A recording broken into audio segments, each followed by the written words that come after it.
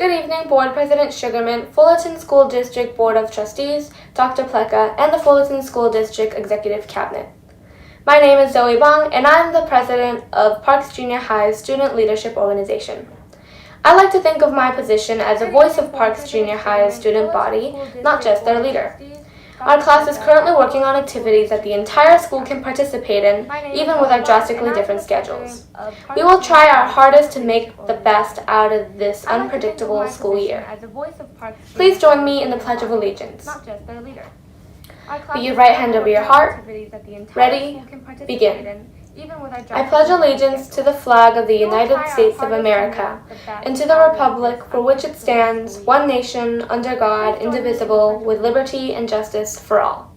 Thank you for inviting me this evening. Ready? Begin. I pledge allegiance to the flag of the United States of America and to the republic for which it stands, one nation, under God, indivisible, with liberty and justice for all. Thank you for inviting me.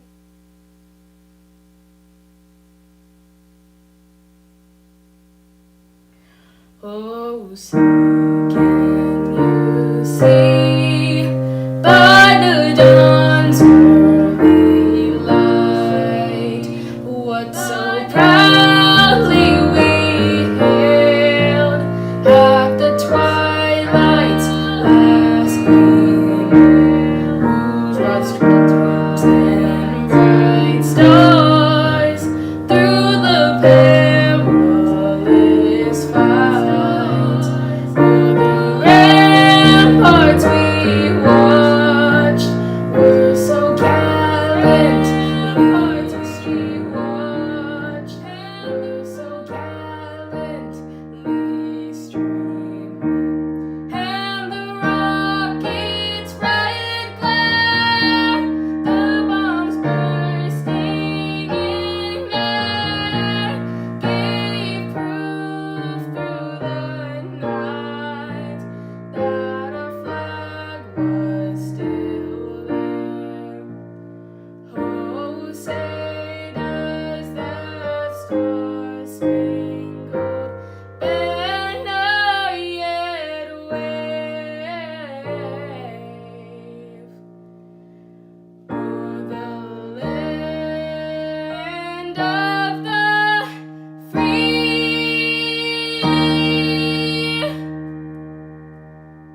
and the home of the brave.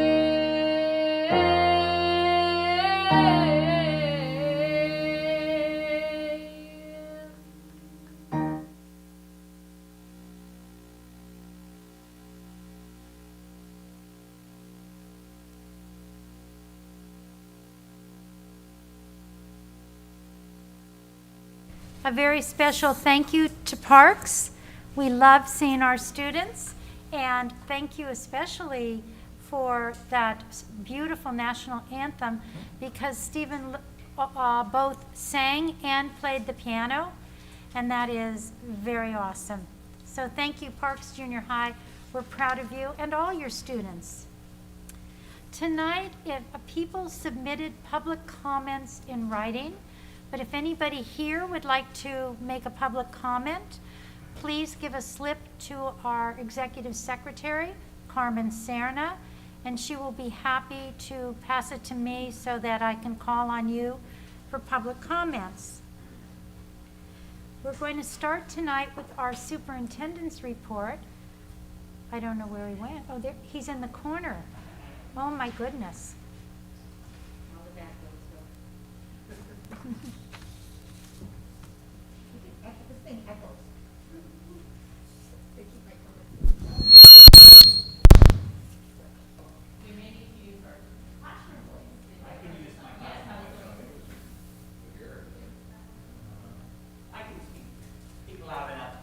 So, first of all,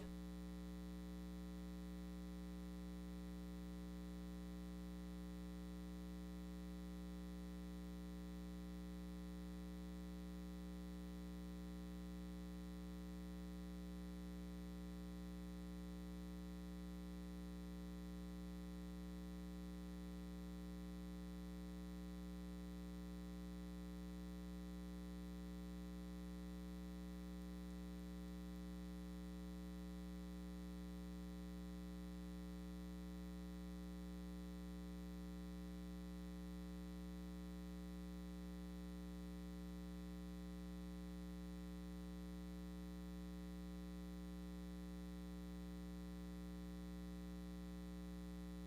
appreciate that. I want to also take a moment, we have worked really hard to be able to bring back some of our SDC students, special ed, and I know our parents also appreciate being able to have their kids being taught by their teachers. But I want to acknowledge, first of all, for sure, all of the teachers, but I also want to take a moment to acknowledge Robin Gilligan and all of the leadership.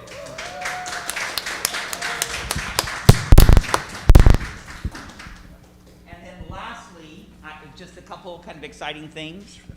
Okay, a couple exciting things. One is you'll notice, and we are going to do this at the next meeting, but Parks Junior High, they are the National Middle School Speech and Debate Champions for the entire country. Would you say that again? Dr. Pletka, will you repeat that so everybody at home hears?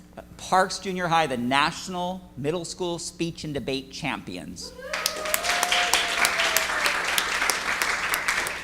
But I also want to acknowledge that we had winners at a national level from many of our schools, and one, Ruby Perez from Nicholas, and we also have, in addition, from Ladera Vista, from Laguna Road. We also have winners from Hermosa Drive, Sunset Lane, and I'm one other here.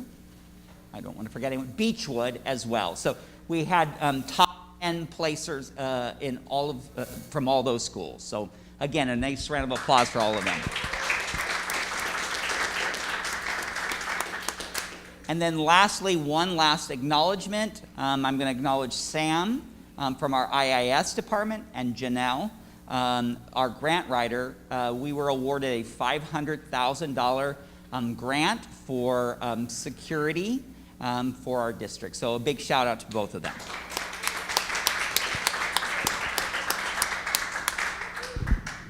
That's wonderful. Tonight, you may notice we have a scant board, and that's because we only have 4 board members right now. And so Jenny Meyer is not able to come tonight. So there are 3 of us. Yes. Up.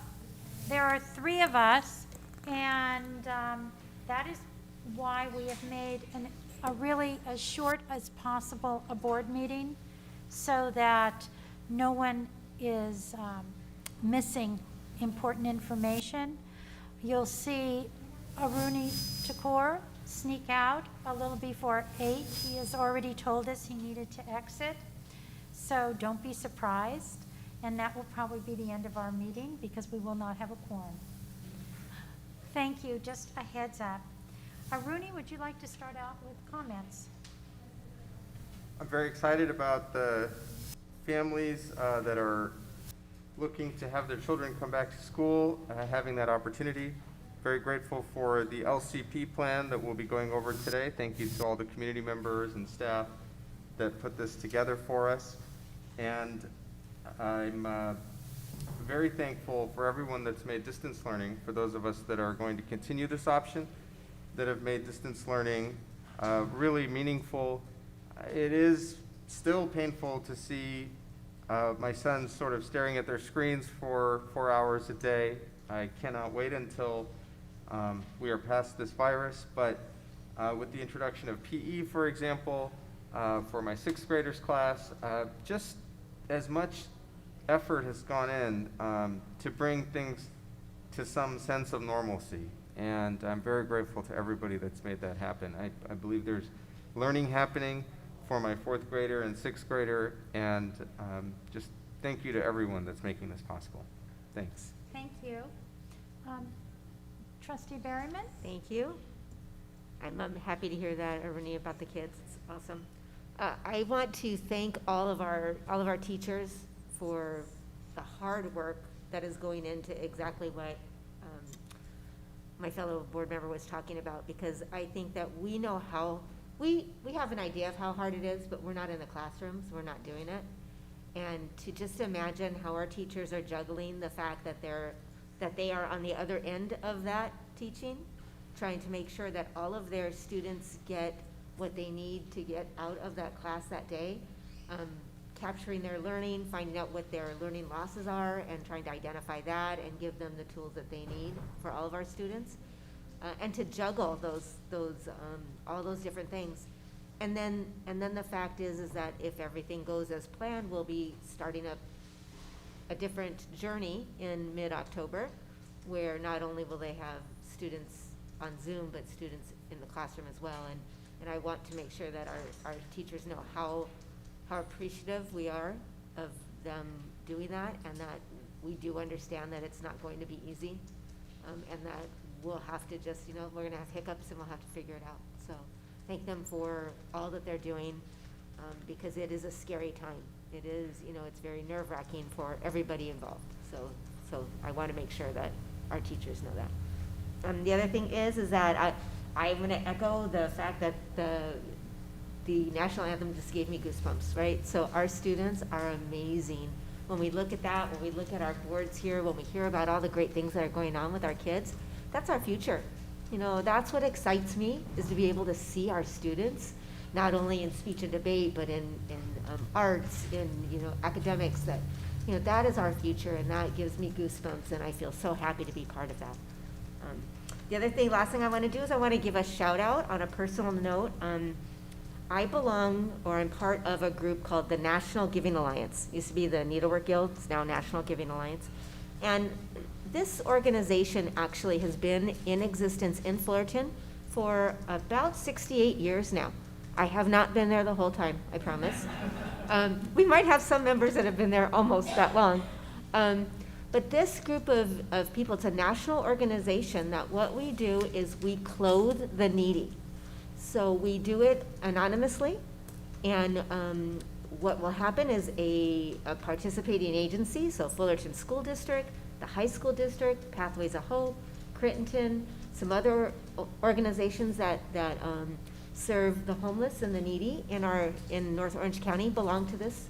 And whenever there's a need with a family or a student, a child, a family member, doesn't matter the age, we will go out and purchase a outfit to wash, or to wear, and one to wash. So they purchase 2 outfits for people. So if we have a child that's coming into school and the office or the teacher notices that, they're coming to school with that same shirt, 3 times a day, or on Zoom they are not coming because they don't have any clothes, you can't see them because they're embarrassed. Those are the types of kids that we serve. We had our annual meeting, just seems like forever ago, just last week, and it was one of our fundraisers, because the only way that we can serve our community is by asking people to contribute, to donate. And so we had our fundraiser on Zoom, and it was a silent auction, and out of all of the agencies that we support as a or agency or nonprofit, this school district steps up. The principals, the assistant principals, our board, people, our office managers, they step up and they support us. And I want to tell you guys how much I appreciate it. And I hope it's not just because I'm there. I hope it's and I know it's because you guys see the value in what this organization does for our kids. And so I, from the bottom of my heart, on behalf of the National Giving Alliance, thank all of you guys for attending that and for supporting that time after time, not just once, but time after time. You guys are the rock stars, and you guys are always there to support us. So thank you very much. Thank you, Bev. A community, right? I'm going to start tonight by making a comment on something very silly. I have seen a lot of people liking to use these little balloon like masks. And I just want you to know the blue side goes out. The blue side goes out. Because I've seen some people wearing the white side. And we want to make sure we take the blue side out. That will give the best protection. Okay, that's my silly. During this time, I Personally, have a lot of concern about mental health for students. And I want to remind especially our teachers who see their students and parents at home, relatives who are caring for students, If you're concerned about your student, please phone the school district. We have people available to help you. If you want a name, you can phone the office of Robin, brain freeze, Robin Gilligan.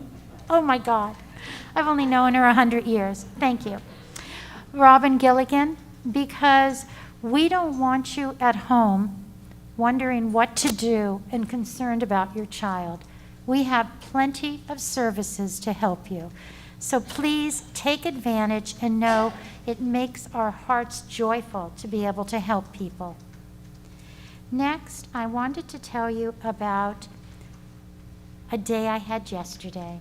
I had the pleasure to go to Hermosa Drive School, where I saw our entire innovative team, especially Wes, super busy, filming a class of 6th graders who had returned to school just for this event, and their teacher, who was doing both Zoom and in-class students. I will tell you, when I first heard we were doing that, I had some concerns. And when I saw the seamless way and with how much energy Ms. Zanell was doing this, it brought joy to my heart. I wish that each one of you could have been there with me to see that Fullerton School District knocks it out of the park. Really, it was fabulous. And of course, budding in, I asked the students who came back how they felt about that, and they were like, joyful. And so that was really nice. So in order for that to happen, it took a lot of stepping up from people. And I especially want to thank Mark for his work, Mark Jacobs for his work and leadership with the Teachers Union to give the teachers the confidence to be brave enough to enter this strange new world. So Mark, please share that with your teachers, and kudos to your leadership and your entire leadership team. I've also spoke to some principals who are telling me how proud they are of their schools, every one of them. They're proud of their schools, they're proud of their kids. One story I got today, I knew I had to share. Our special ed students are back. I also did watch some special ed classes. Oh my God, they're doing great. Thank you, Robin. And one principal shared with me that one little boy came to school and he likes following the arrows. And he follows them all the way to his classroom. He's so happy. But he doesn't want to step on the feet. And so he avoids the feet. And I thought, oh my goodness, that is so funny. And the principal said it's a good thing she could show him a path to the classroom just on the arrows. So we never know what type of things that we do will tickle what type of child and will make others not as happy. Finally, we have new flamingos for the Fullerton Education Foundation. You were worried, huh, Beth? We were running out. The new ones are bigger and better. If you want to flock any of your family or friends for an occasion, check out the Fullerton Education Foundation, because those dollars support our children, our wonderful, loving, coming out of their shell children. Finally, I have gotten, two finallys. I have gotten a zillion calls at least from people saying, when is the big event this year for Fullerton Education Foundation? Well, believe it or not, a year ago, maybe a premonition, who knows, we elected to move our event back to the spring. It will be on May Day, May 1st, 2021. It will be on the roof of the parking lot of Fullerton College. It will be unique and fun and wonderful and different and exciting, with, of course, a view of the fireworks from Disneyland. Thank you, Disneyland. And so I knew that that would make you happy to know. finally, last question that I've been asked. Why aren't there any people from Fullerton School District on the ballot this year for election? Well, we've already been elected. I've been elected from my district because I was unopposed. And for the district that surrounds Maple School, Leonel Talavera has been elected. We're very excited to welcome him in December. He's a wonderful man. He has 2 children, and he is head of Orange County Habitat for Humanity. So he has a big heart also, and he will be a wonderful addition to our board. So that is why there are no more people to vote for Fullerton Foundation, Fullerton School District. Running unopposed, you automatically win. And it saves Fullerton School District a lot of money for having to pay for an election. So we're really happy about that during these very expensive times. Then I hope that answers most of the questions that people have been wondering about lately. Now I'd like to move on for information from DLAC. I think we have a representative here, Mrs. Nunzi.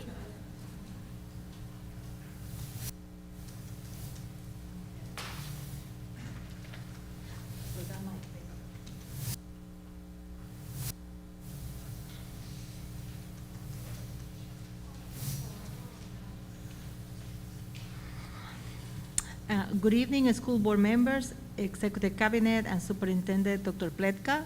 As a DLAC, we are happy to participate in the district distancing listening tour and discuss cultural and racial tolerance and be part of the larger discussions around equity and social justice. We held our first DLAC meeting through Zoom on this Friday, September 18, and we have over 60 participants. We discussed ELD, instruction during distance learning, ELPAC, the LPAC testing, and reclassification. The DLAC families were happy to receive this update information and felt that many of their questions were answered. Thank you to the district for keeping parents informed about the various learning options available and the different aspects of reopening. We continue to partner with you and represent our community. As always, we would like to give you our gratitude to Julian Lee, Sue Albano, Roxana Fonseca, and our community liaisons, Alma Mata, Abraham Garcia, and Evie Lee. And this is thank you so much for all the efforts that everybody do to keep us informed. You know there is a lot of concerns, but thank you for this amazing team that we have in our district to keep us as a parent, peace of mind. Thank you so much.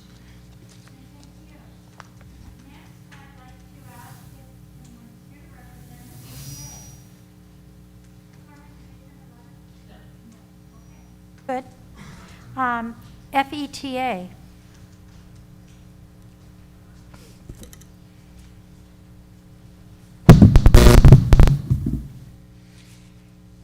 Well, I'm still getting used to this, hearing everything muffled. I thought it was just me getting old and not hearing, but that's probably part of it too. My wife says I have the volume up way too loud, so I'm sure it's part of that too. Well, good evening, President Sugarman, Board of Trustees, Superintendent Pletka, and Cabinet. We have begun conference week a la Zoom this week, and our teachers continue to be flexible and innovative as they toggle back before, because I did it today, Zooming parent conferences in the morning, Zooming to your classrooms, and then Zooming back to parents in the afternoon, and then doing a variety of other things too. So it is challenging. We're getting used to it. It's not perfect, but we're doing a good job, and I'm really proud of our teachers. Our FST teachers are conscientious and promote a can-do spirit. However, we are anxious and uncertain as we continue to prepare for our October 13th return. Our current MOU realizes that much should be done before we come back. We are confident that FSD can ensure that all safety precautions and staffing requirements will be in place according to our MOU so that teachers and students may safely return to school. I'd like to thank Dr. Hammett and Lori Bruno for risk management, also for working with many of our vulnerable teachers who may need to be working from home during this time as this transition takes place. And we're happy about that, and we're encouraged that we can provide a seamless ability for them to work from home and also keep them safe. We also have mock classrooms, as Trustee Sugarman, President Sugarman mentioned, that use live and virtual instruction that are being tested right now before our return to ensure that all our technology, proper analysis of logistics, and safety protocols can be assured. This has begun with the help of willing teachers such as Pamela Zenel and the wonderful staff of Jeremy Davis and Wes and IIS. So thank you very much for making that happen.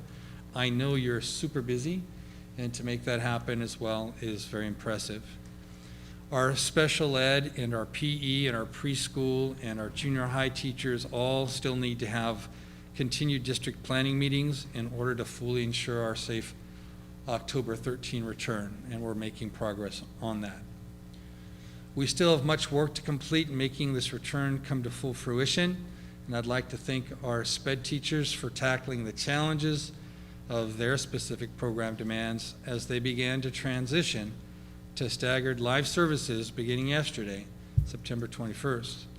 I reached out to one of our SPED teachers yesterday and I said, how did it go? How did it go? And she said, it was rough for our first day for our kids and teachers, and it was challenging to manage my Zoom small group and also attend to the kids in the class.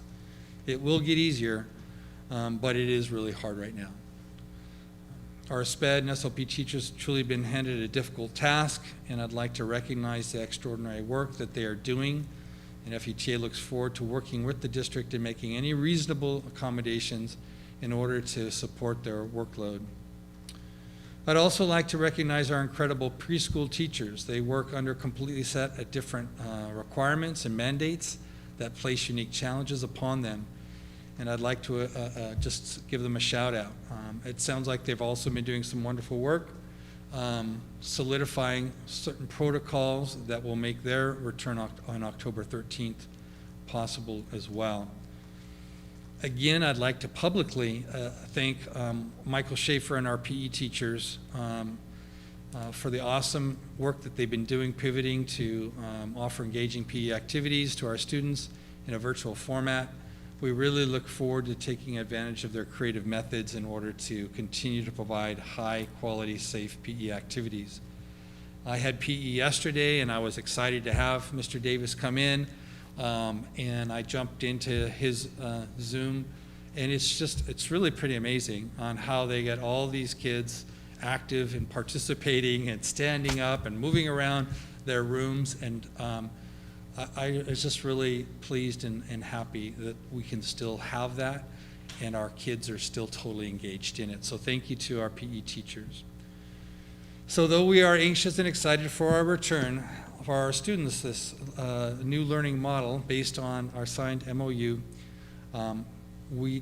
it will challenge our teachers, and it will be asking them to do something that they've never done before, and therefore the anxiety. We will be essentially teaching two groups simultaneously, and we ask students, parents, and the district to understand that our current distance learning model of instruction will look different as teachers refine balancing live in-person instruction and for our Zoom students zooming in. We're anxious about that, but we're going to make it work. But please be flexible and patient with us. And we know that with your support and reasonable expectations, we'll meet the challenge. So thank you very much. Thank you very much.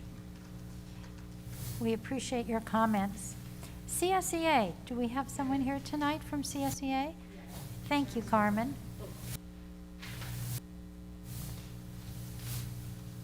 Good evening. Good evening. We're glad you're here. Thank you.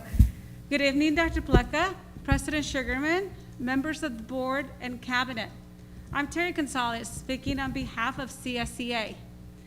First, I would like to congratulate and welcome our new Director of Classified Human Resources, Paul Dinas. CSCA e-board met with Paul 12 days ago to share our support and to hear about the new upcoming plans to continue building a strong FSD family. CSCA classified staff members are professionals who have been trained to meet our students' needs. We pass background checks and build strong relationships with our students. We are an important part of student education. To avoid additional learning loss during the pandemic and make distance learning a success, classified employees should be seen as what we are, essential staff. Students returned to campus yesterday, and all our staff began helping them transition back to the classroom with our new COVID safety protocols in place. Everybody knows that's very crazy, right? Our MOU addendum regarding the reentry plan for special education students dated September 10th, 2020 passed our membership vote and will be presented to you tonight for approval. We appreciated your continued support for classified employees. Finally, Nutrition Services Department has been very busy preparing and serving free grab-and-go meals to the FSD community students ages 18 years and under. Thanks to the approved USDA nationwide waiver, Nutrition Services will be able to continue serving free meals through December 2020 at 16 school sites. Thank you Wow. for your time and have a great rest of your night. Thank you. Thank you. We appreciate it. FESMA, Robin?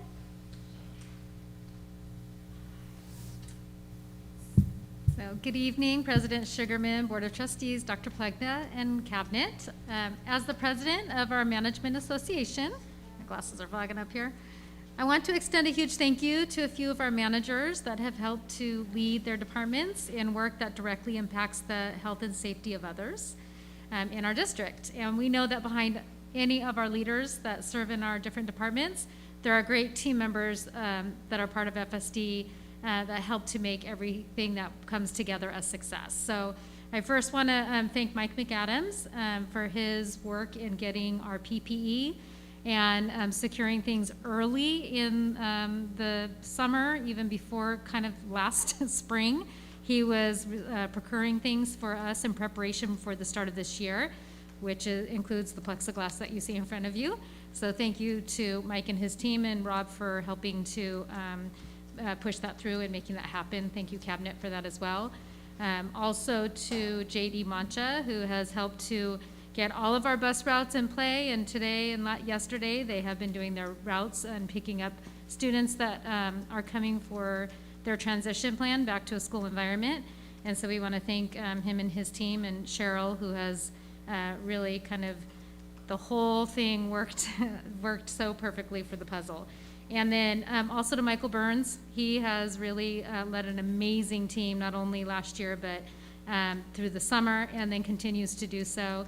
But on top of the meals that are being served with the teams of people at every elementary school site, he also had to provide breakfast and meals for the students that are coming on site that started yesterday.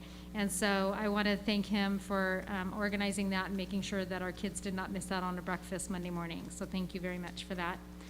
And then to Lori Brunel. She is an amazing, doesn't stop, will find the answer for you type of person. And Lori and I work very closely together as I oversee the health of students. Lori oversees the safety and health of our employees. And together, the team of what she brings to the table, the information that she has shared, and through the support of Dr. Hammett's department and all of Cabinet, I just want to acknowledge her hard work that she's provided across the board to our district. And she's a silent one. She won't ever take credit for anything, so I just want to give her a highlight and a shout out here tonight for her hard work behind the scenes. And then keeping in mind that we know that every department has a full team of people behind the scenes, so thank you to everybody. I also want to thank Pamela and Mark and Stephanie Hitz and Ariel Cardenas and Larissa and Neeson and Monica Lind, all special ed leaders that help to collaborate and come together and PAL and come up with solutions that can benefit our students. So I want to acknowledge their work and hours of working to answer questions, late night answering questions. So I appreciate what they have brought to help get us where we are today. So we've made lots of progress, and I'm very grateful and thankful for that. And then also to just let everyone know that our principals and our school teams are working collaboratively.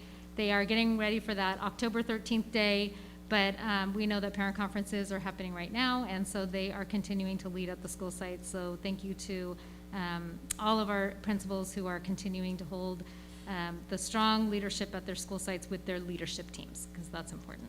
So thank you. Thank you. Appreciate all that information. It really is a year where everybody from every department and every aspect of the school district has stepped forward to make wonderful things happen for our students. And we're all totally aware. It's amazing. We're now going to do public comments. They've been submitted to us. I want the public to know that the board has already received a copy of these comments, which we have read. And so as they're being read, be aware that we have heard them, we appreciate them, and we want all of you to hear them too. They're important. Carmen? Do you want to do it from there, Carmen? Oh, okay. And then I will also be inviting 3 people to be doing their comments in person. Thank you. These are public comments received via email as of today at a deadline of 2:30 p.m. My name is Carmen Serna, Executive Assistant to the Superintendent. Public comment number 1. As a parent, I'm writing to let you know I am ardently supporting getting our students back on campus as soon as possible. I'm concerned that the date has already slipped back to mid-October and want to implore you to not let it slip further. I'm not pleased with the change to the 5-day on-campus learning model, but understand the challenges you face. What I do want to advocate for, however, is more time than 2 days in the classroom for classes that have physical room, because the majority of that class students have chosen to continue with distance learning. If a student who has chosen the 5-day on-campus learning model is in a class where most of his fellow students have chosen the distance learning model, those students on campus for 5 days should be able to be in that classroom with the teacher rather than spend 2 days someplace else on campus on Zoom for those 2 of those 5 days. I would suggest that the district institute open learning model enrollment periods for parents to make new choices for learning models throughout the year. Perhaps 1 week each month or once every other month, so that if more parents from said class make a new choice and there are more students that can be in that classroom at one time choosing on-campus 5 days, then the original 5-day on-campus students are notified that they'll need to begin rotating between 2 days in classroom and 2 days someplace else on campus. It is my guess that you have classes all over this district where this opportunity exists because parents are choosing to continue with distance learning. Please give those students whose families have decided to be on campus what is best for them, your absolute best education experience. Do not make them sit on Zoom when practically speaking their teacher is on-site teaching and also has physical room in his or her classroom for direct instruction. Please understand that I've chosen the 5-day on-campus model not because I need daycare. My student needs to physically be in a classroom with his teacher, interacting and learning, sitting with other students, learning from them and with them. That is what's best for my student. If there is room in his classroom to be in that classroom 5 days a week, this district should allow that to take place. Thank you for your leadership during this ridiculous time. Continue to fight for our students. Jennifer Fitzgerald. Thank you. 1 minute, please. Dr. Pletka, would you be able to get back to Jennifer Fitzgerald and let her know about how we have decided the ways that parents can change their option if they wish to? Thank you very much. Public comment number 2. I am a Kaiser physician. I take care of children with cancer in their pediatric oncologist. I also have 2 children at Beechwood and 1 at Troy. I grew up in Fullerton and went to Sunny Hills High School. I went to UCLA for med school. We at FSD have smart teachers and a smart board who have a great fund of knowledge. FSD has high academic standards and creates students who achieve far-reaching goals because of the strong education provided. And I would like to think the board considers evidence-based medicine and statistics. They are both real. CDC reports are real and evidence-based. This is what our education has taught us. That's what you teach the kids here in FSD. The COVID-19 cases have not declined in OC. They have stopped declining. Patients continue to succumb to COVID and die. This is not influenza. It's a different virus whose behavior we don't understand and are only beginning to understand. COVID is now still just as severe as it once was in March or April. Yes, distance learning and shutting down has helped flatten the curve. But the minute schools open, there will be a spike. If distance learning is working now, and it's working out great, why can't we wait for a safer time to reopen schools when we know we have a longer track record of less and declining cases or none? I urge you to reconsider opening January of 2021 and when it may be a safer time to do so. The actions we take now will have a greater impact for a safer future. Please listen to science. This is a real entity. It's not fake. It's not going to end after the election. I see people dying. We are too smart to ignore this. You are too smart to ignore this. Sincerely, Dr. Naveen Qureshi. Public comment number 3. I write as a parent who remains concerned about the date for returning to classrooms, which has already slipped back to mid-October. Please do not let it slip further. But I write also on a more specific matter pertaining to the options for on-site instruction when the students do return. As you know, students opting to return to school in person will be in the classroom about half each week, and for the other half the week that will be in a tent or some other location on campus watching the teacher in the classroom. Obviously, this policy has been designed to ensure proper spacing within the classroom, which presumably can only accommodate half the students or less per class safely. But as you no doubt also know, all students are not opting for on-site option. In fact, these are likely to be many classrooms in which more than half of the students opt to remain in distance learning and not come to the school campus. In cases where more than half of the students in a given classroom have opted for distance learning, students who have chosen the 5-day on-campus learning model should be afforded the opportunity to remain in their classrooms rather than be shuffled elsewhere on the campus. If the classroom accommodates half of the students safely, and that number or less is all who have opted to come to the classroom, then it would be absurd to make those students learn elsewhere. The parameters of returning to school present a difficult enough challenge. When we can meet them and achieve in-person instruction for those who choose it, we should do so. Implementing this policy in the manner I've described does not need to represent a permanent condition that persists through the school year.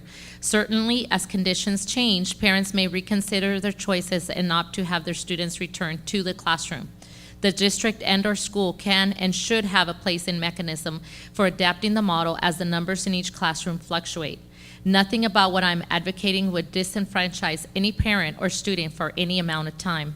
Our district staff, administrators, and teachers have worked tirelessly to help kids return to the classroom.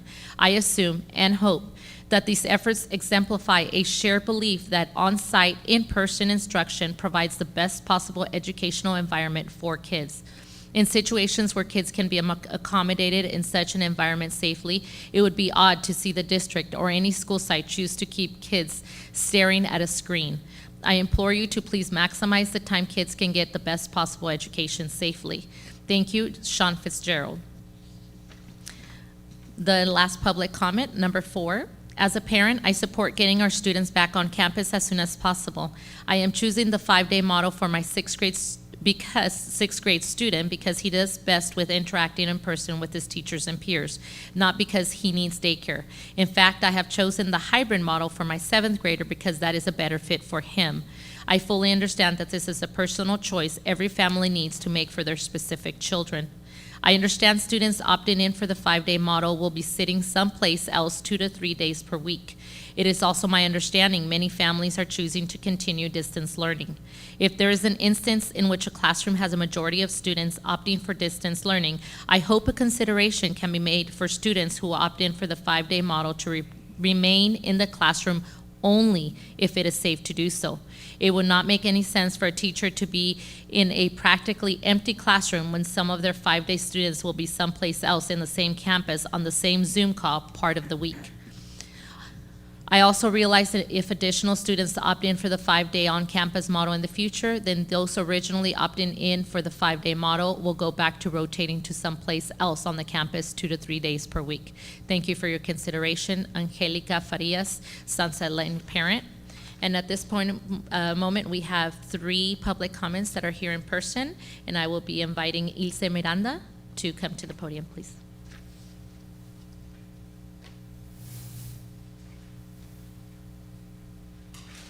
Good evening. I'm going to try my best with this mask, but Okay. Ilse Miranda, and I'm here just to let you know that the Fullerton City Council has an ordinance in process to open 5 cannabis marijuana dispensaries, in which includes cultivation, testing, manufacturing, distribution, and micro businesses. Places of potential placements are our neighborhoods, which is Woodcrest, Richmond, Valencia Park, Maple, Commonwealth, including Cal State Fullerton, around that area. We already have a major drug abuse in our youth, starting from elementary, junior high, high school, and potential when they get older. We, as a community, need to unite in stopping this ordinance.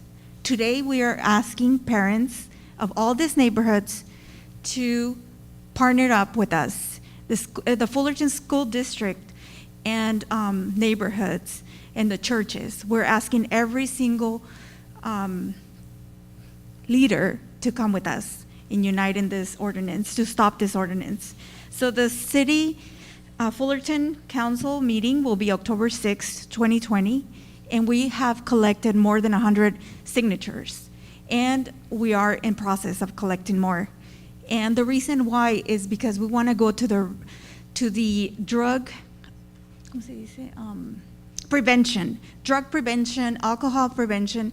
We don't want to have the problem, especially right now, the kids are in school, in distance learning. When they open up the schools and someone offers them any type of drug or smoke or anything like that, I mean, we need to avoid those kind of situations. So we need to move forward in the future for our children and protect our children. Sometimes the teachers will say, well, it's the parents' responsibility.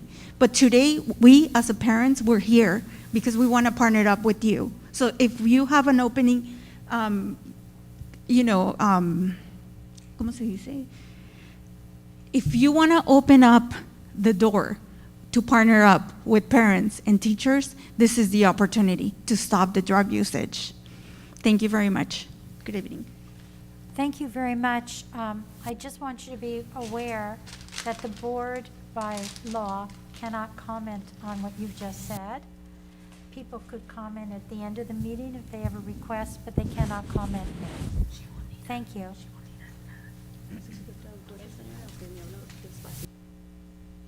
Translation. Buenas tardes. Mi nombre es Sonia Navarón. Good afternoon. My name is Sonia Navarón. Estoy aquí porque estoy muy preocupada.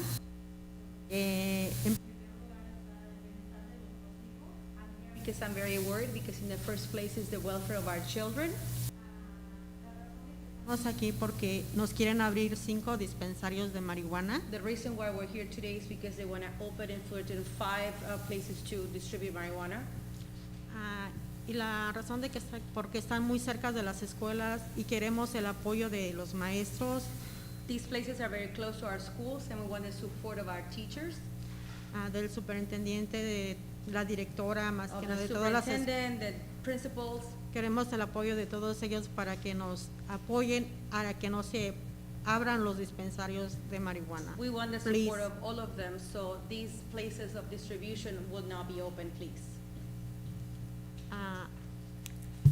Please, ayúdenos, por favor, porque nuestros hijos están primero sobre todas las cosas. Please help us because our children are first above everything else. Porque muchos padres no sabemos ¿A dónde van a parar? Si están los jóvenes, todos, hay mucho vandalismo y ahorita están los niños creciendo y para que estén viendo esas cosas, yo pienso que no está bien, por eso necesitamos el apoyo y la ayuda de los maestros, del superintendente y la directora. As parents, we do not know where things can turn out to be. We don't know where our kids will be. That's why we need the support of everyone, the parents, the principals, because we do not want these places to be open. Tenemos también una persona de City Council que él está queriendo aprobar lo de los dispensarios de la marihuana. We also have someone from the city council that would like to approve about these places of distribution of marijuana. Y lo más triste que es un maestro And the saddest thing is that he is a teacher. que es lo que está aprobando lo de los dispensarios de And marihuana. he's the one that is in favor of these things. Por eso les pido su colaboración, su ayuda para why que I no ask se you- abran los dispensarios. That's why I ask you for your cooperation and your help so these places of distribution will not be open in our city. Thank you. Thank you.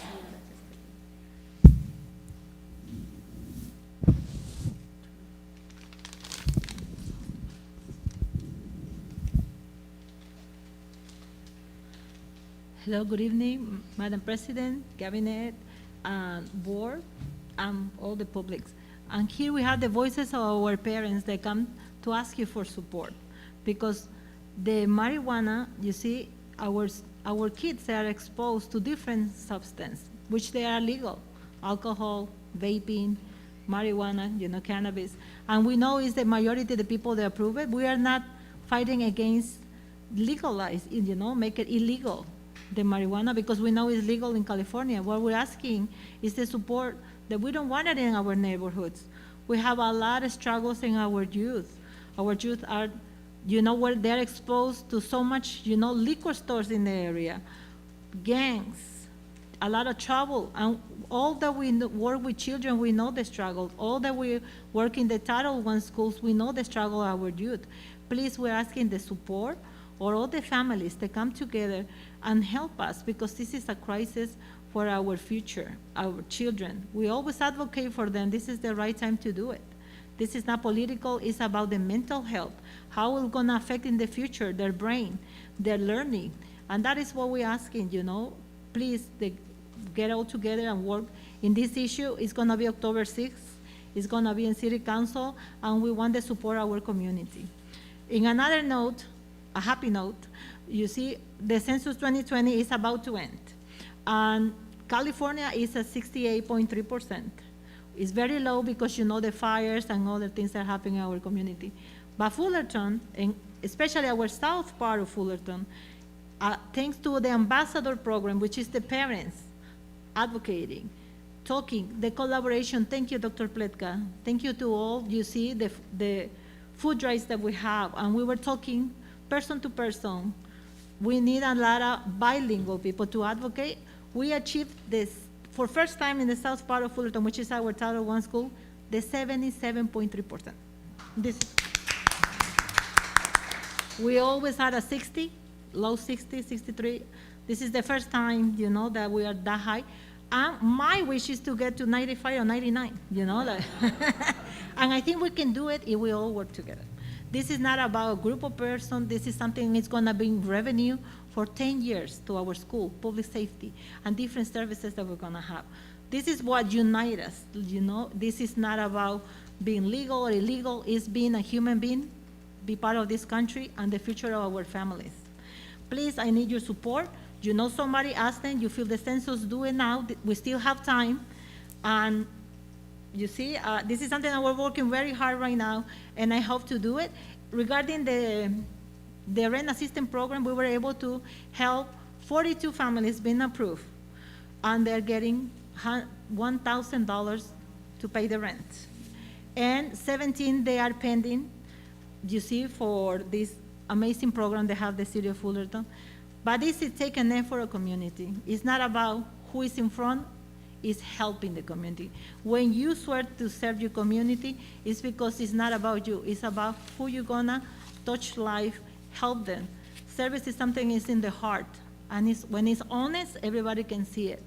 And that is, these times that are so challenging is where really people come forward and show the best of them. Thank you so much. I know we can all make the difference. They make a success the Census 2020, and you see, and make the progress of our community. Thank you so much. And I am not running for any position. Thank you so much. We appreciate it.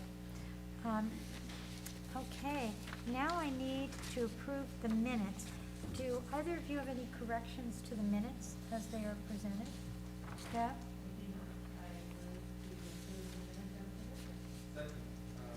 Second. All those in favor? Aye. Aye. 3-0, thank you. That's great.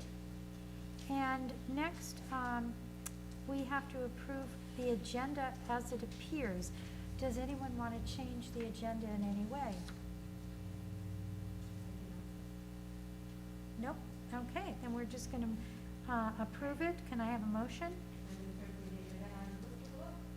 Second? Are you seconding or asking for a second? Asking for a second. Second. I'm not supposed to do that. Any further discussion? All those in favor? Aye. Aye. 3-0, thank you.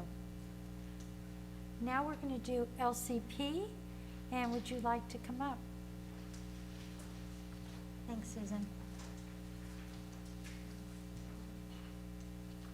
I have a feeling that Ms. Albano can recite the rules for these programs backwards, forwards, and in her sleep, because she has been working so diligently. Well, thank you, and like everyone, I think everyone's been working since the Friday the 13th in March, you know, pretty much nonstop, right, when they announced that our schools would be closed. So thank you, and again, thank everybody for the participation in the learning, the LCP. Notice the acronym. The CDE wanted to be sure it was very different. Even though they used the Learning Continuity Attendance Plan, if you looked at it, it would look like LCAP, right? So I think some of you asked, are you sure, Sue, you're right about the LCP? But yes.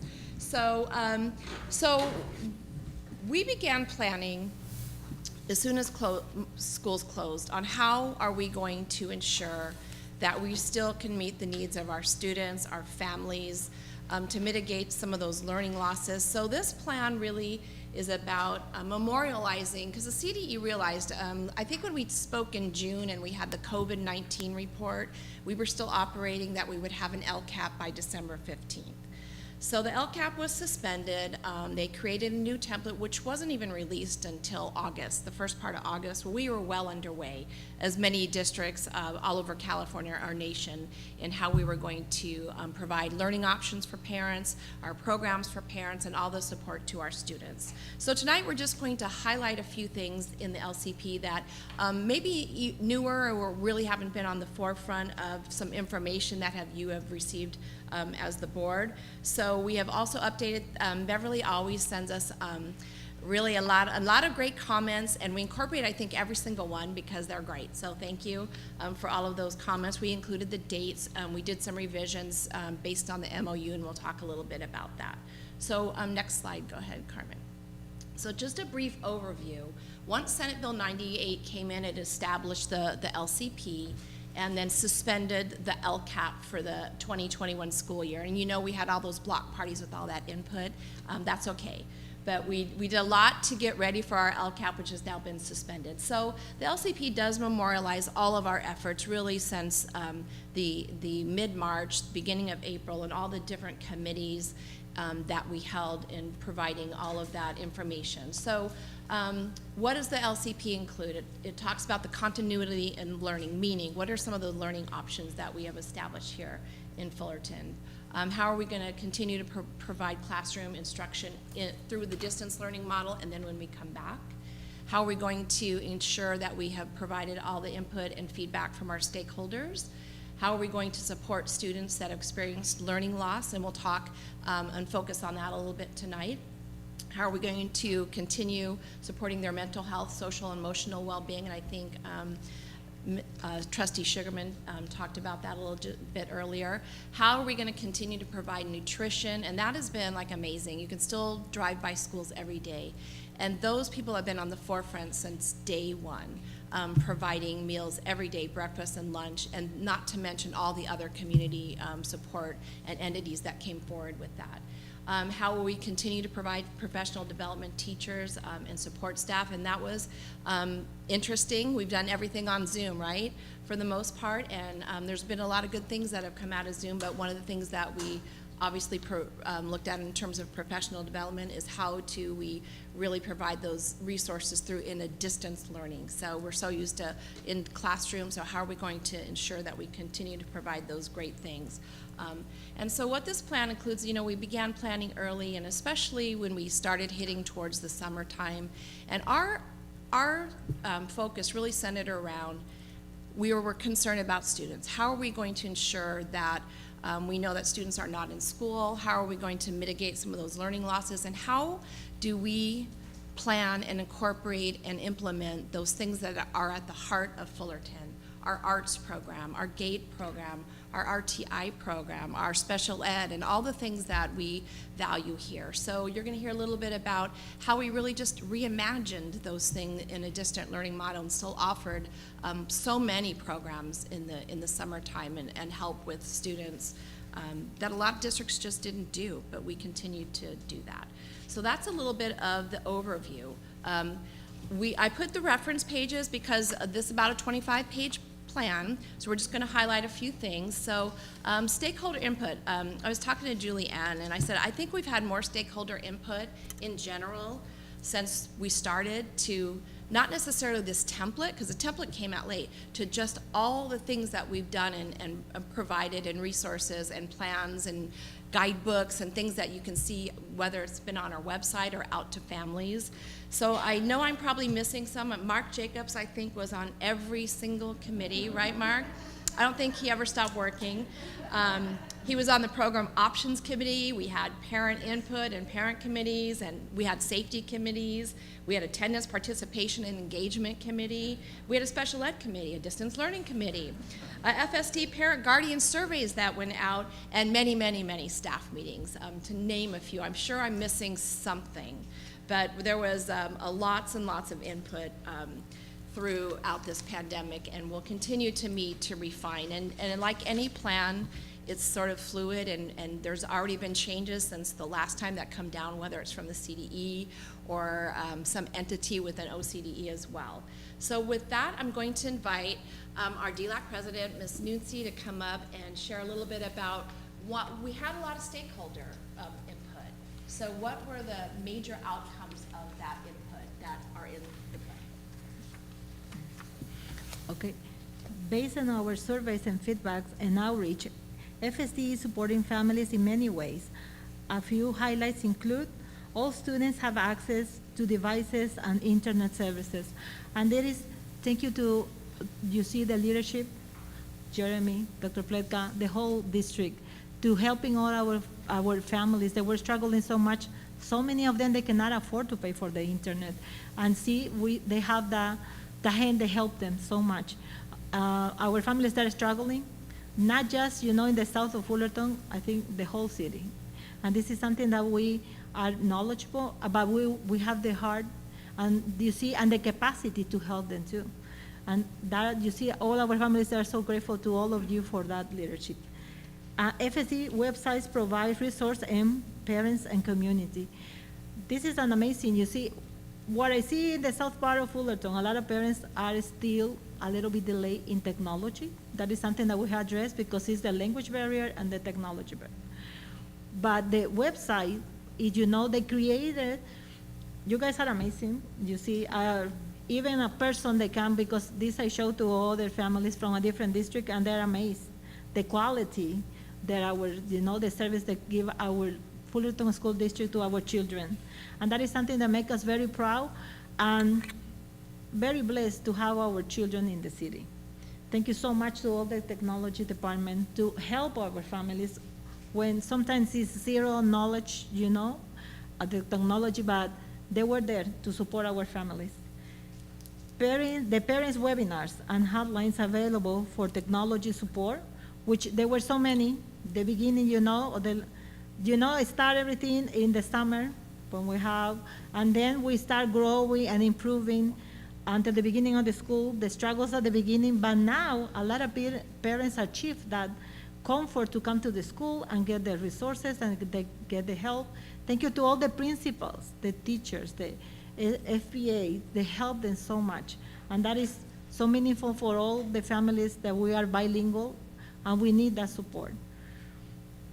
Extend the learning opportunities via live webinars for students on Wednesdays afternoon, which I enjoy very much because, I'm still working and my daughter enjoy them. And I keep the kids, getting new classes, like taking band. Thank you, to Mr. Mora. He's amazing. And, for PE, which is amazing, all the exercise you can do in your living room.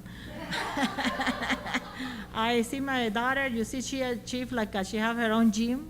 I never done it in my living room. But yes, it's great. And this is happening all over our city, helping our children. How great is that? You see, they come problems, but we can achieve and we can succeed. That is the resiliency in our families and children. Then we have SSAs, there's our social services, like my beloved Hilda and Pacific Drive. They are continuing with families to provide resources and connections on access to devices, hotspots, general well-being necessities such as food, clothing, shelter, learning needs, and social emotional support and counseling referral. Thank you so much because look, I work with my beautiful Robin. Thank you so much, Robin. I send a family, she helped them so much. Helene, thank you. And is Jessica Alba? Elizabeth Alba, I'm sorry. So amazing. And they create this group, amazing people helping our families because they know our families. And that is something that I spoke with Dr. Pletka. They know our families, they know the necessities, and they know with this crisis they're going to be bigger. And I think they've been achieved. Thank you so much for the support, the kind heart to help our families. I'm very blessed. Sue told me to add to this. You see, it was 2 minutes, but look at me. Thank you so much. And to Sue Albano and the whole team. And I think we all deserve a big clap for everything that you guys done to our families. Thank you so much from my heart. Thank you. So we're not going to really talk too much about the learning options and safety protocols if you want to go to the next slide, because you have heard them several times. But do know that we have updated based on the current MOUs. With our bargaining units, we have updated those program options and safety options that are all within the plan too. And a thank you again, like Robin said, to Lori Bruno. I mean, you can just see it just in this boardroom right here. So I'm sure that parents can be assured that the safety of their children and the staff is really in the forefront of our district. So with that, one of the things that also SB 98 required is attendance and re-engagement. So Helene is going to talk to you a little bit about that. Thank you, Sue. So this will provide you with just a little bit of a snapshot for, pardon me? Oh, oops. Oh. For re-engaging students who are absent. So Education Code 43504F requires each district to develop procedures for tiered engagement strategies for students who are absent from distance learning more than 3 school days or 60% of the instructional days in an instructional week. So we're using a 3-tiered approach to re-engage students. So you'll notice that there's just a sampling under each tier of what we might do. This is not an exhaustive list. So tier 1, what do we do when a student misses 1 day of participation? So some of the strategies are that the office sends out daily notification to parents about their absences. And many of these strategies I would point out that we did prior to COVID times as well. These aren't just new things, it's just that we're organizing it in such a way for this plan. Teachers follow up with emails, phone calls, Seesaw, Google Classrooms. Our teachers are really working so hard to build those relationships with parents and families and show and build those connections in this virtual climate. And then another Tier 1 strategy is positive phone call home to reconnect students to the school. So, many times as parents, they get those calls that are saying, something bad, but isn't it so nice to get that positive call and hear something good about your child? So the next tier is Tier 2. So those are the strategies when student misses 2 or 3 days of participation. And so that might involve parental communication to determine the root cause of absences and solutions. So maybe the family has one hotspot and they really need more. Or what is the issue? Maybe they have a background they don't feel comfortable about, or there's a lot of noise in the home. So how do we troubleshoot that? We have a lot of our administrators too that are going and helping families and conducting home visits. Engaging counselors and our mental health staff with family outreach. These are really difficult times for not just children but for adults. So how do we reach out? Because there might be anxiety issues preventing students from coming to school. And then another Tier 2 strategy is PBIS check-in, check-out strategy using mentors. Because one of the things that I think is really resonated with me as an educator is that students will come to school for one person.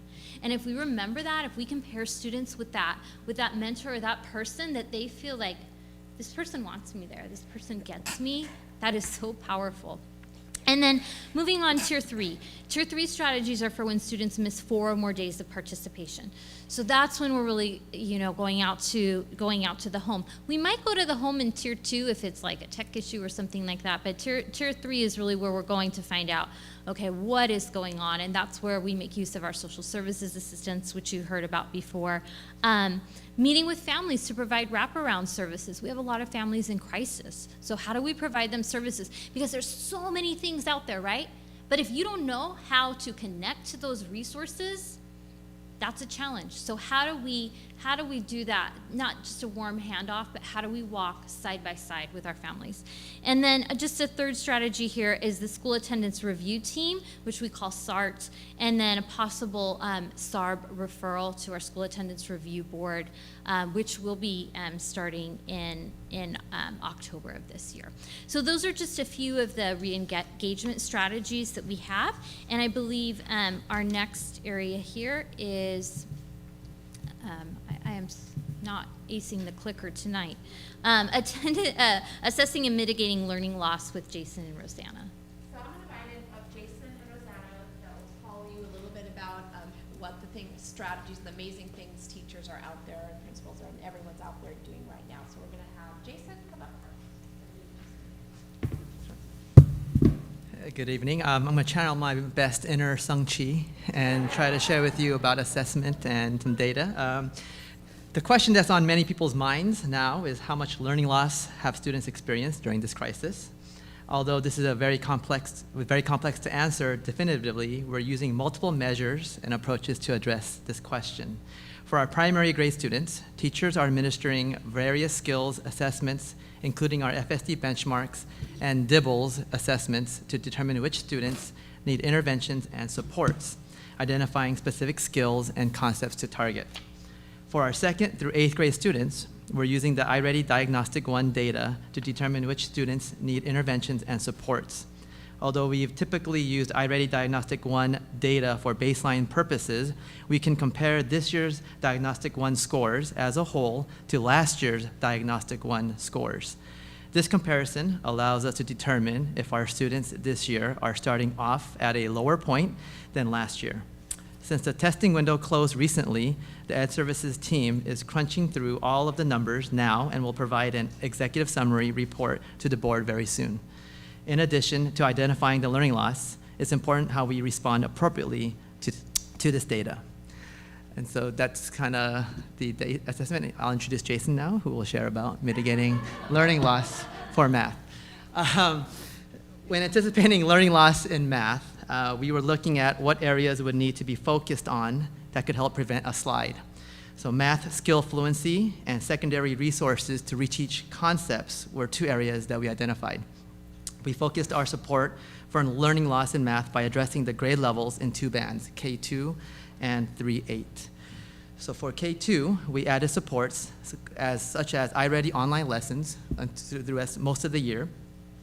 And with already our fabulous teachers doing what the best they can and with the abrupt transition to distance learning, we targeted and offered intentional support for digital resources within our adopted curriculum for Go Math.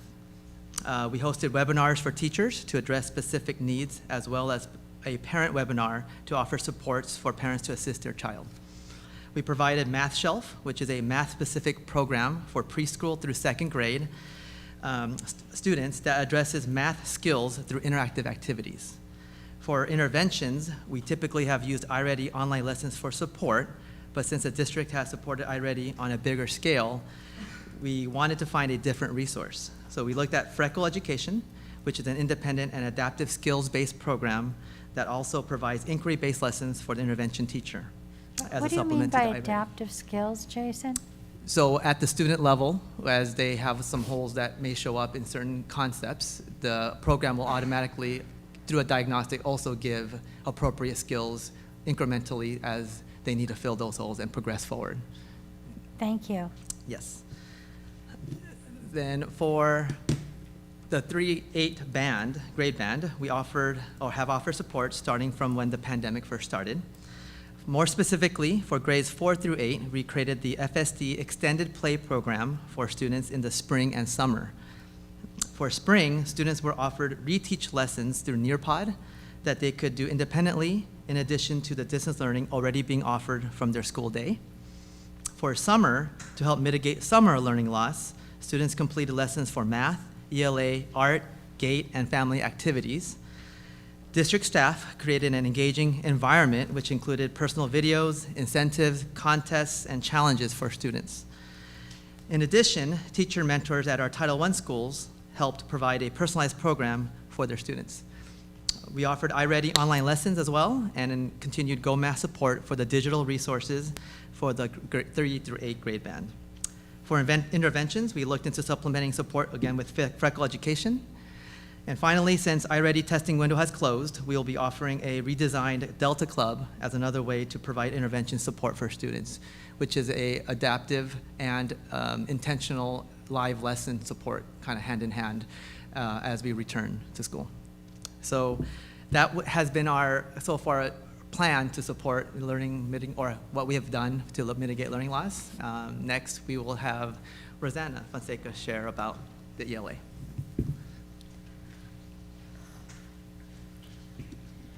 So to support all students and mitigate any learning loss in the area of English language arts, the Educational Service Team has provided targeted professional development to explore the digital components of our adopted curriculums.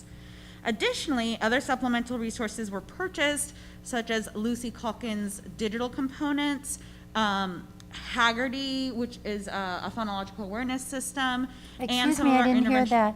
that. Miss, would you repeat that one? Haggerty, it's a phonological awareness program. In addition, supplemental resources were purchased to address the remote aspects of our current teaching situation.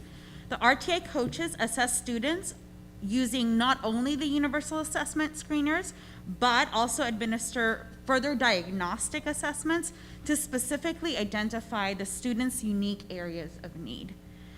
Through this data, RTA coaches and classroom teachers continue to meet the needs of students through synchronous and asynchronous lessons and small group differentiated instruction. There's a little video on the bottom right-hand corner.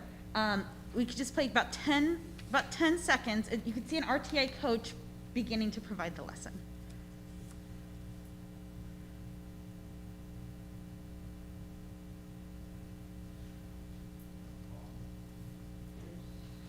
Sound.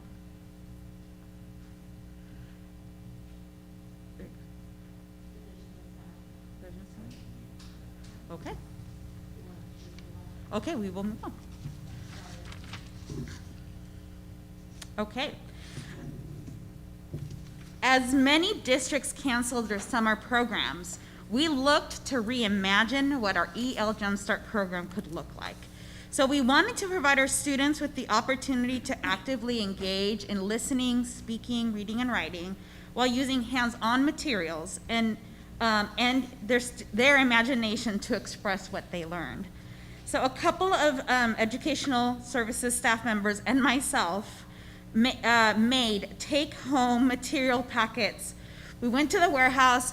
You can see on the top right-hand corner, we got clay and styrofoam balls, and we made these packets for students to take home. In the bottom right corner, you could see Zoom meetings where students were learning about skeletons, and they made one body that had bones and another one that didn't, and they got to talk to one another. On the bottom left-hand corner, you can see a student who created human cells, actually the top and the bottom video, created human cells with the materials that we gave them. Students just used their imagination and showed what they learned.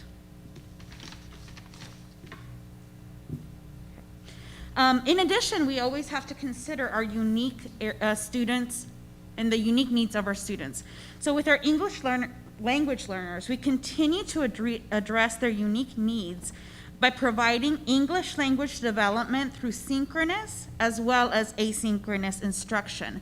Some things that you can see that we've provided are lesson plans for teachers to be able to do some synchronous, maybe 15 minutes of instruction, and then the different activities they can do that support what they're learning.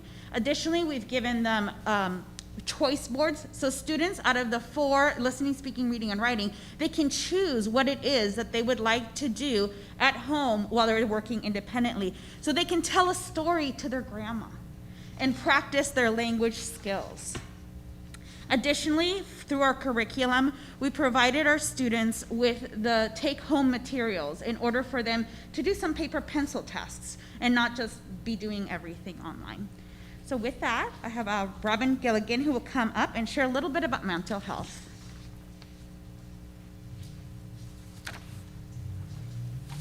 Okay, let me make sure I'm going in the right direction. Nope. There we go. So I'm going to cover the mental health and the social emotional well-being support. And as we know, the directives that we have received from both state and within different arenas, we know that the social emotional needs of our students being separated from the school environment is really at the forefront of making sure that we are coming in strong and being a provided force for that. And so within our, within our structure, we do have some strong foundation already with mental health and also with social emotional needs. So we have our PBIS training that we have had across the many years with sustainability at all of the school sites. So our staff and our teachers and administrators are well prepared with the positive behavior intervention supports. And thank you to Helene's department, as well as with Amy Sotolongo coming in this year to help really lead a strong charge with that. So we're excited. Restorative practices are utilized. We have universal behavior screenings available. And then we also have some coaching. And that's going to come through Amy in addition to what teachers have already had in the past.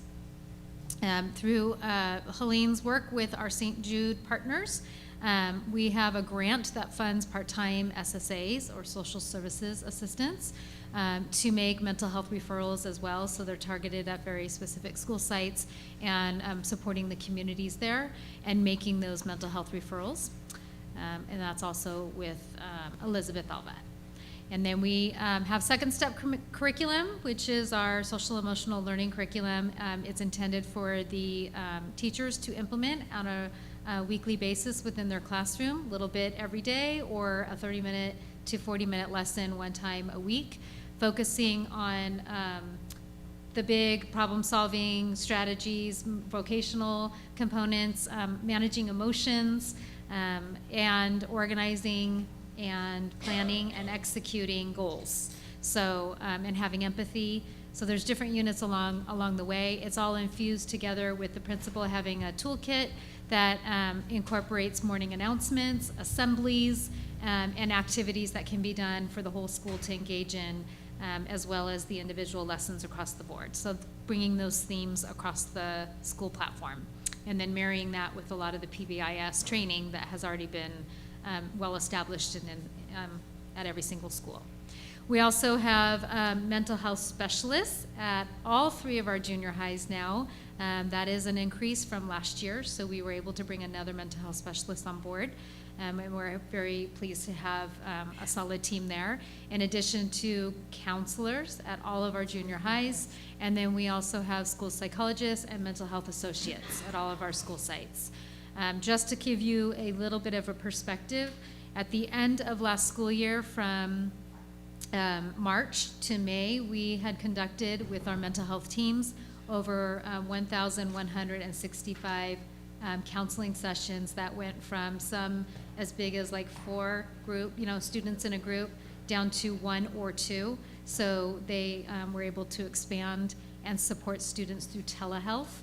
And then this year we have really gone off with bang. We are already up to approximately 465 sessions so far through telehealth and on-site one-on-one.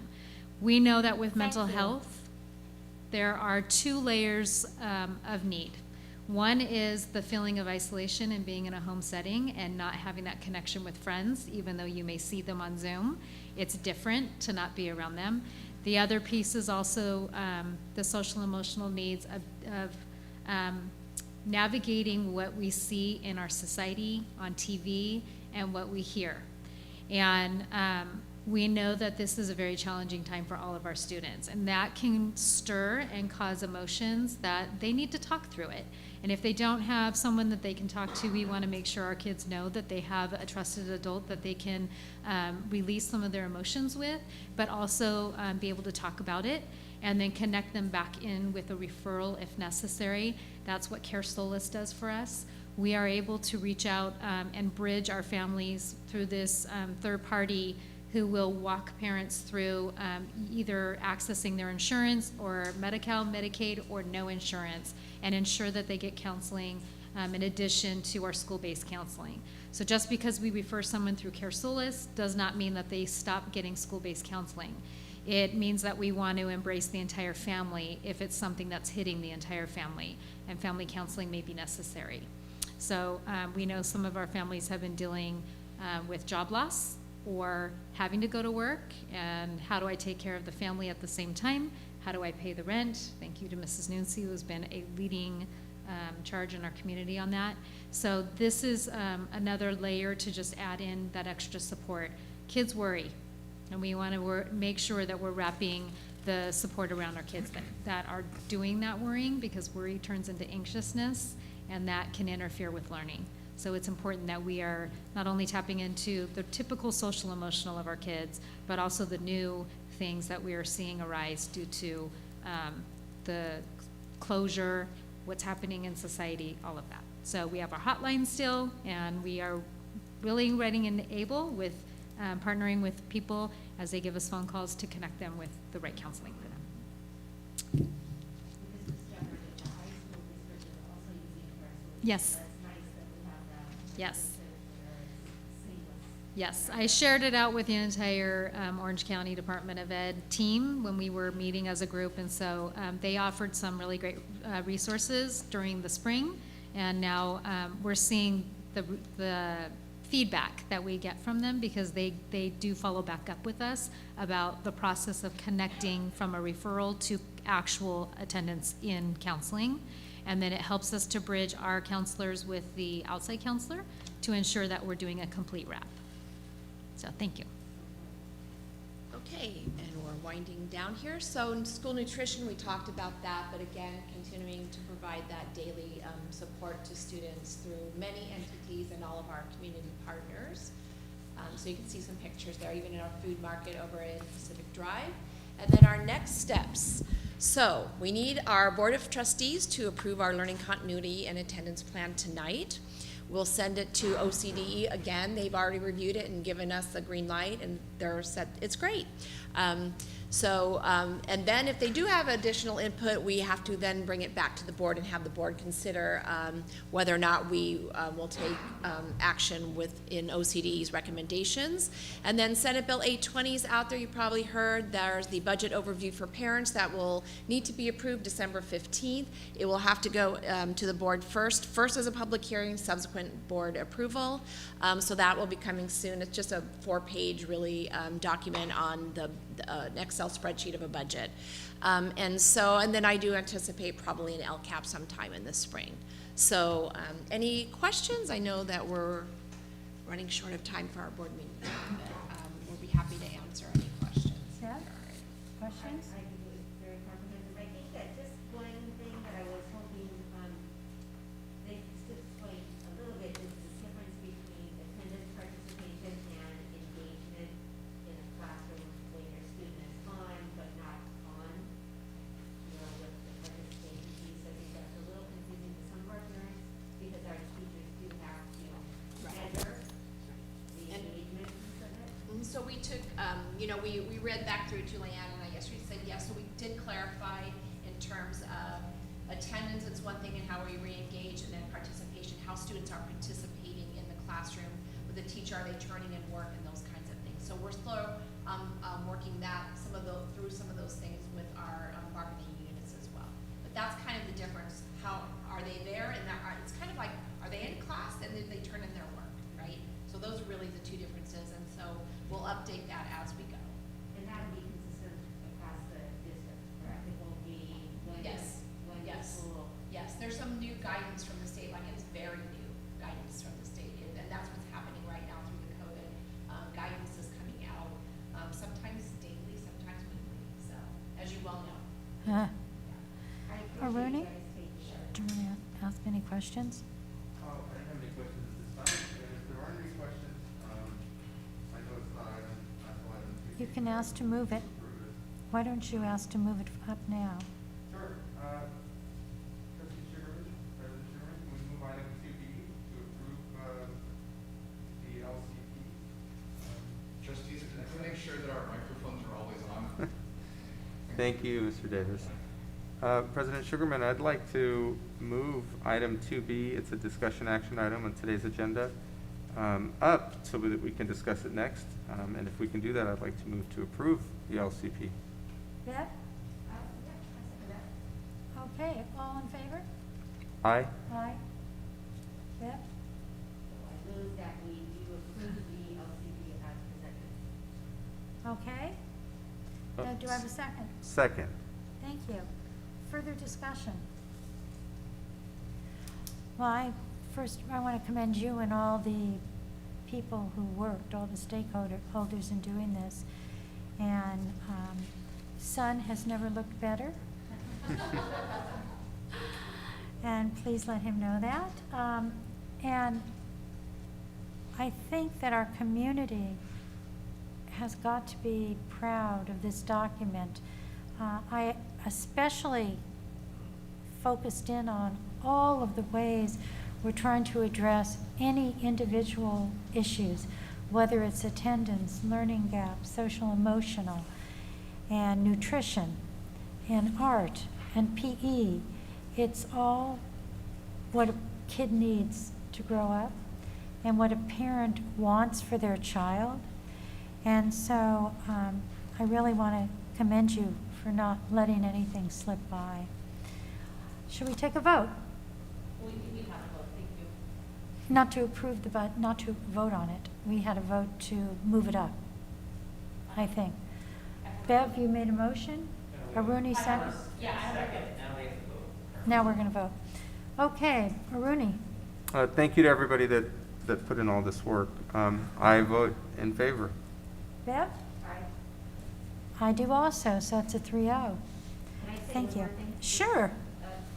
One of the big differences with this as opposed to the LCAP, and one thing I wanted to bring up that we might be live streaming is that even though it doesn't talk about parent engagement, the LCP talks about how parents are staying involved in the curriculum and attendance and those types of things.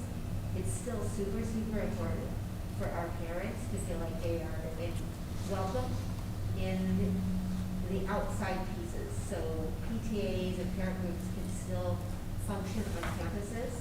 And it's really important for us to make sure that our parents feel like they are welcome and that we appreciate that, because we do know it takes everybody for the success of our kids.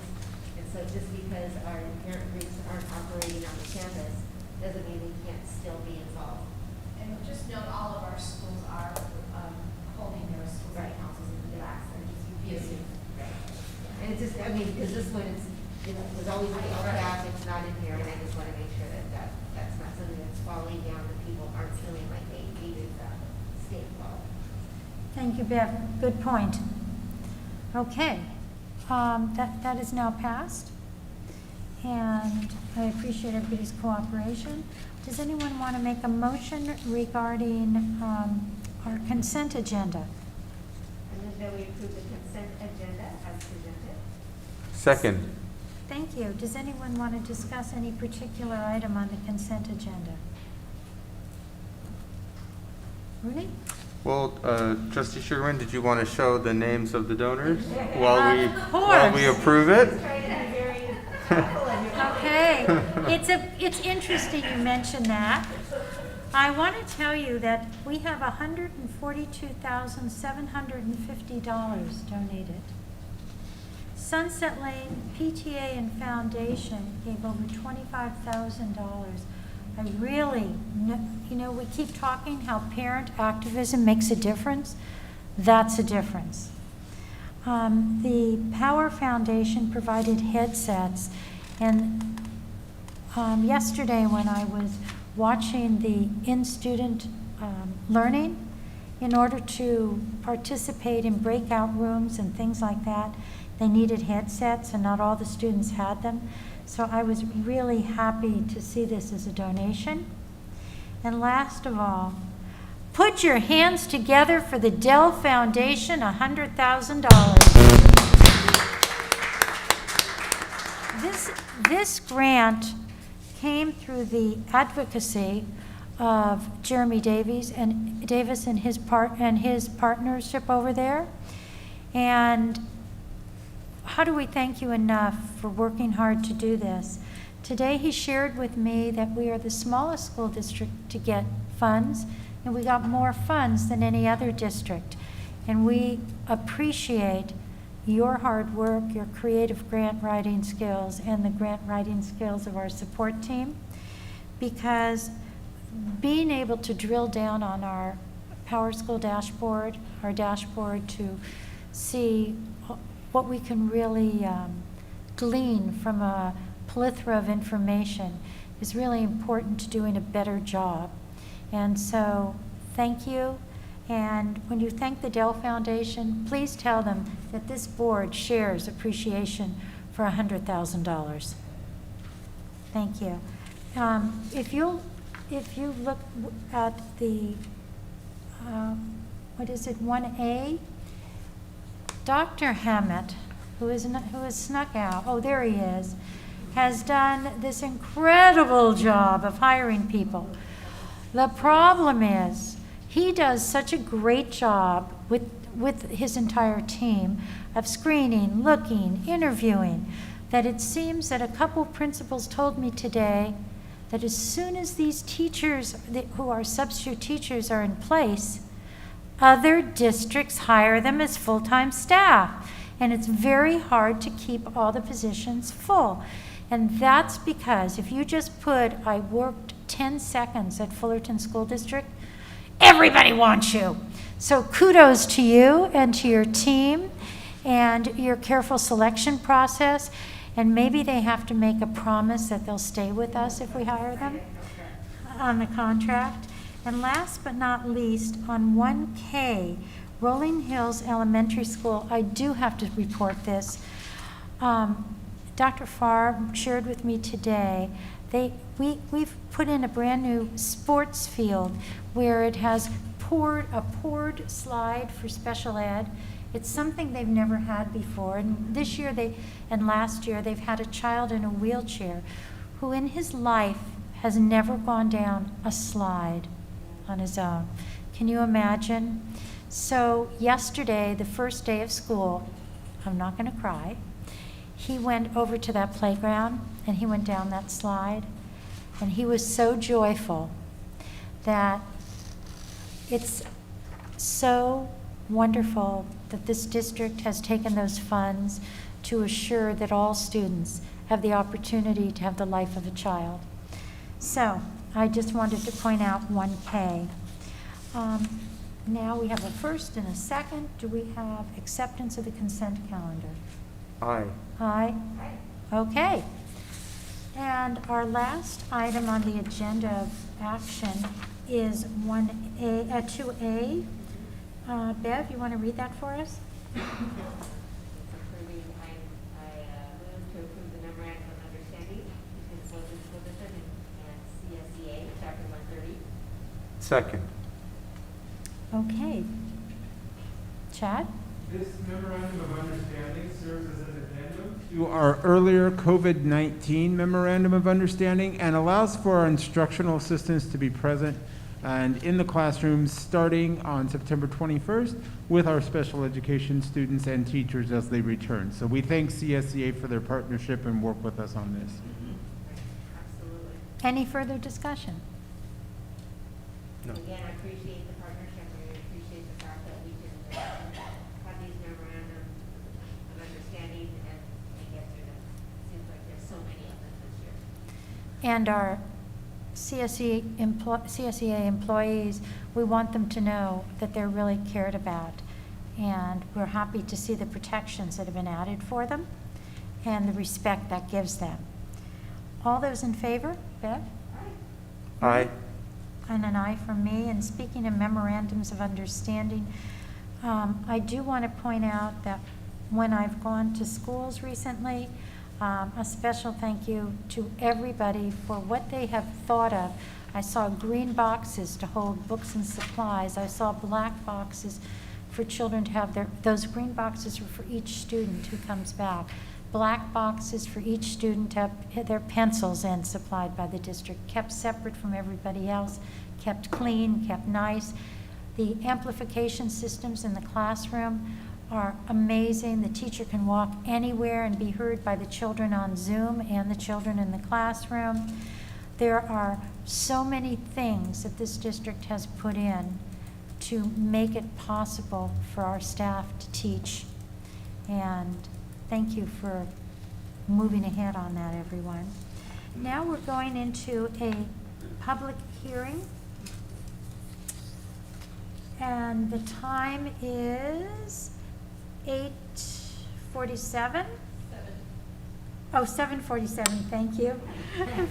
To allow for public comment on availability of textbooks and instructional material and certification of provisions of standard aligned instructional materials for this school year. Do I see anybody who'd like to comment on that? I would like to comment on that. I know that Dr. Pletka has personally gone to every school site to check on that. And I really appreciate that, because if we do not live up to the responsibilities we have, we can personally be liable. And I am proud to see that you took it so seriously, Dr. Pletka. Thank you. Hearing no comments, I now declare the public hearing closed at 7:48, sort of. And now, do we Can I adopt? move to adopt resolution number 20/21-08? I second that. Okay, any further discussion? Thank you guys for doing that for us. And we want to be sure that all of our students have everything they need. All those in favor? Aye. Aye. Okay. Future items you might want on the board agenda. Deb? Aruni? Yeah, I believe I requested Dr. Colvin to do just an update on the solar projects for the next meeting, please. Thank you. Thank you. And we may want to have the superintendent give us a report on the marijuana ordinance, because we will not have the potential marijuana ordinance from the city, because we will not have a board meeting before their board meeting on October 6th. If we could get like a Friday report, a little report, and then if board members are interested, they could personally make a comment directly to the city council, because there is not an opportunity for us to take any sort of formal action. Why don't I give you an update through the community first, and then maybe follow up. There's some also legal implications too, and I can share that in the community first. Thank you. Just communicate. I'm getting you out of here 2 minutes early.